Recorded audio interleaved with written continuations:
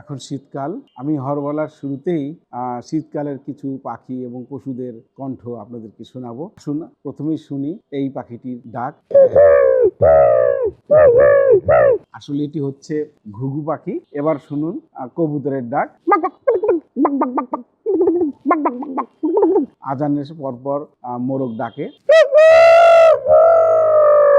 এবার মুরগি যখন ডিম দিবে তার আগে কেমন বাকি। যখন মুরগিটি ডিম দেওয়া হয়ে যায় তখন চিৎকার দিয়ে ওঠে। মুরগির বাচ্চা ফুটে বেরোলো, খাবার খোঁজে এবং খায়, তখন শব্দগুলো কেমন হয় আসুন সেটি শোনাই এবার।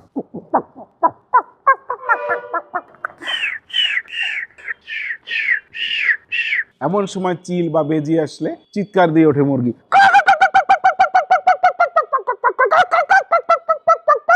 এবার আসুন আরেকটি পরিচিতি পাখির ডাক ডেকে শোনাই।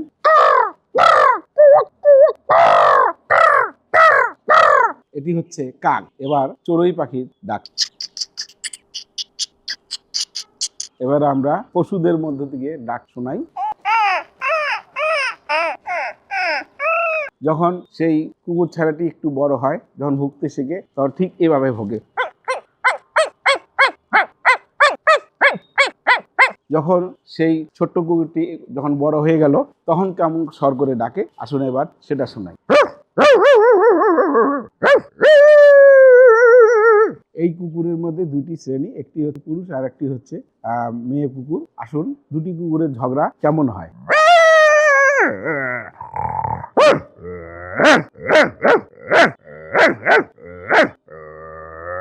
এমন সময় কেউ যদি বিরক্ত হয়ে একটি গায়ে বাড়ি দিল অর্থাৎ মার দিল, তখন একটি মার খেয়ে এরকম চিৎকার দিয়ে চলে যায়।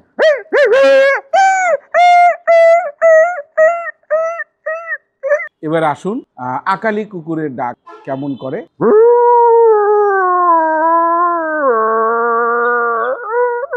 এবার আসুন শিয়ালের ডাক।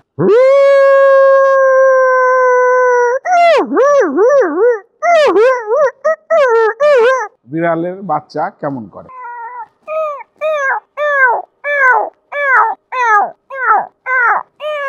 বিড়ালের মা কেমন করে ডাকে, মানে বড় বিড়াল। বিড়ালের ঝগড়া।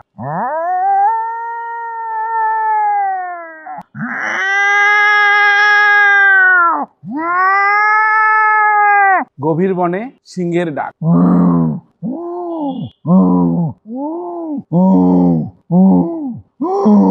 এবার আসুন আরেকটি পশু পাখির ডাক শুনাই আপনাদের। প্রথমেই হচ্ছে এই ছাগল।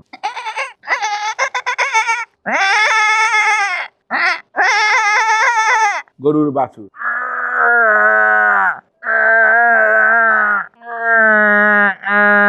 এবার আসুন পাখিদের মধ্যে থেকে হাঁস।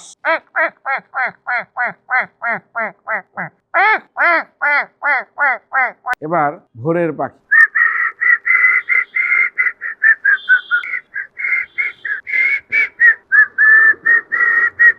বর্ষাকাল ব্যাঙ ডাকে। ব্যাঙ ডাকে যেমন, আর ব্যাঙকে সাপ ধরলে কেমন শব্দ করে, দুটি এবার আপনাদেরকে শব্দ করে শোনার। আসুন ব্যাঙের ডাক। এবার ব্যাঙকে সাপ ধরেছে।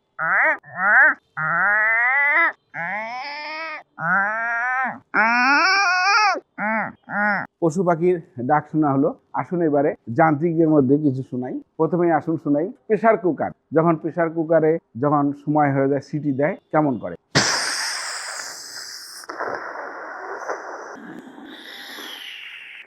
এবারে আসুন ডিম তাওয়ায় যখন ভাজতে যায় কেমন আওয়াজ হয়।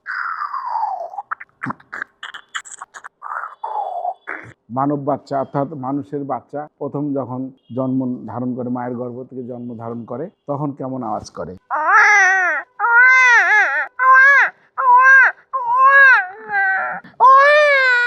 দাদিমা কিভাবে কথা বলে আসুন এবার আমাদের রংপুরের আঞ্চলিক ভাষায় আপনাদেরকে শোনাই। মাসিনাথ, এই মাসিনাথ, দেখতেন দেখতেন কত বিহানা হয়ে গেছি। মুক্তিযোদ্ধা অস্ত্র হাতে দেশ মাতৃকার জন্য যুদ্ধ করছে। রক্তক্ষয়ী 9 মাস যুদ্ধের পর আমরা এই স্বাধীনতার লাল সবুজ পেয়েছি, আমাদের স্বাধীন সার্বভৌম রাষ্ট্র পেয়েছি, বাংলাদেশ পেয়েছি।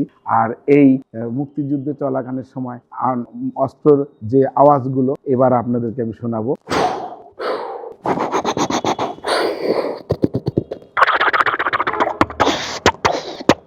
মুক্তিযুদ্ধের সেই যুদ্ধ দিনের কথাগুলো, যুদ্ধের সেই গোলাগুলি শব্দের মধ্য দিয়ে আপনাদেরকে বিবরণী করে দেওয়ার চেষ্টা করলাম। আসলে এটি রপ্ত করেছি আমি একা একা নিজেই, আর এটি চর্চা করতে গিয়ে আমার অনেক স্মৃতিও রয়েছে।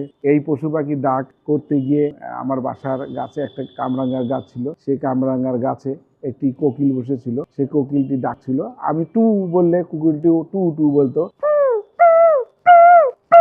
বললেও সেও ওরকম উত্তর দিত এবং খেপে দিত। এইভাবে করে প্রথমে কোকিলের সাথে স্বর ভেঙালাম। এরকম করে কাক, মুরগি, শিয়াল, বিড়াল, পশু পাখি নানান শব্দ আমি আস্তে আস্তে রপ্ত করে ফেলাই। ছোট বাচ্চারা থেকে শুরু করে নানা বয়সে নানা শ্রেণীর মানুষ আমার এই হরবলা শোনার জন্য প্রতীক্ষা অপেক্ষা করতো। আমার নামটি মাইক্রোফোনে উচ্চারিত হওয়ার সঙ্গে সঙ্গে একটা চিৎকার দিয়ে তো দর্শক করলে যে এখন একটা মজার কিছু পাবে, বিনোদন পাবে। আমিও ঠিক সেরকম তাদের দর্শকের অনুপ্রাণিত হয়ে আমার মনের মাধুরী মিলিয়ে আমি আমার শব্দগুলো উচ্চারণ করতাম। আমি যখন প্রথম হরবলা শিখি, কুকুরের ডাক শিখলাম রাস্তা দিয়ে। একদিন ভোরবেলা রাস্তা দিয়ে কুকুরের ডাক ডাকছিলাম। কুকুরের ডাক ডাকার পরে পিছন থেকে একটি পাগলা কুকুর এসে আমাকে কামড় দিয়ে দেয়। আমার এখন প্রায় 50-এর ঊর্ধ্ব আমার শব্দ চয়ন করা আছে, রপ্ত করেছি আমি, যেগুলো আজকে আমি হয়তো সবগুলো বলতে পারলাম না, কিন্তু আমি পারি। বাংলাদেশ টেলিভিশনে শুধুমাত্র একবার এবং নিবেদন এবং রংধনু নামে 2টি ম্যাগাজিন হয়েছিল, যেখানে আমি মোট 3বার আমি এই হরবলা পরিবেশন করেছিলাম। রংপুর, রাজশাহী, ঢাকার বিভিন্ন মঞ্চে আমি হরবলা পরিবেশন করেছি, হরবলা কৌতুক পরিবেশন করেছি। আমাদের মতো শিল্পী যারা রয়েছেন দেশের, আমাদের গাইবান্ধা সহ সারা বাংলাদেশে যেসব হরবলা রয়েছে, তাদেরকে আসলে তাদের একটা ক্ষেত্র তৈরি করে দেওয়ার প্রয়োজন। আমাদের টেলিভিশন, আমাদের চ্যানেলগুলো রয়েছে, সেই কর্তৃপক্ষ যদি এই হরবলা শিল্পীদেরকে নিয়ে একটু নতুন চিন্তাধারা বা চিন্তা করেন, তাহলে মনে হয় এই শিল্পীরা যেমন তাদের চর্চা অব্যাহত রাখতে পারবে, পাশাপাশি দর্শক শ্রোতা এর স্বাদ গ্রহণ করতে পারবে, এই বিনোদন গ্রহণ করতে পারবে। টেলিভিশন থেকে শুরু করে যারা গণমাধ্যম আছে, প্রচার মাধ্যম আছেন, তারা যেন আমাদেরকে নিয়ে একটু ভাবেন, চিন্তা করেন। তাহলেই মনে হয় আমাদের এই শিল্পী সত্তাটা বহিঃপ্রকাশ ঘটবে এবং নতুন নতুন হরবলা শিল্পী সৃষ্টি হবে।